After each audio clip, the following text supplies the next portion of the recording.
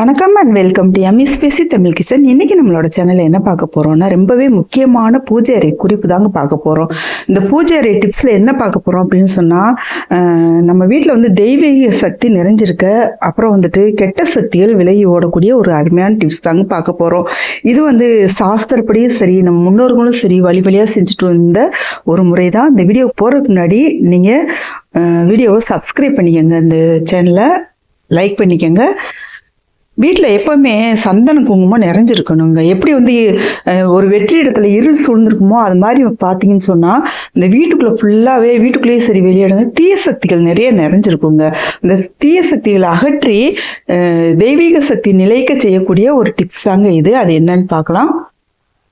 வீட்டில் சந்தன குங்குமம் எப்போவுமே இருக்கணுங்க. அதுவும் சந்தனம் முக்கியமாக வீட்டில் வந்து இருக்கணும்.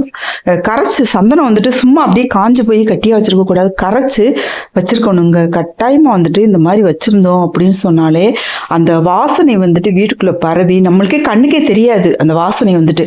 ஆனால் பாருங்கள், தீய சக்தியில விரட்டிக்கூடிய சக்தி இந்த சந்தனத்துக்கு இருக்குங்க. அவ்வளோ ஒரு சக்தி இருக்கு, தெய்வீக சக்தி இருக்கு இந்த சந்தனத்துக்கு. அதே மாதிரி தெய்வங்களுக்கும் வந்துட்டு நம்ம சந்தனம் குங்குமம் தொட்டு வைக்கலாம்.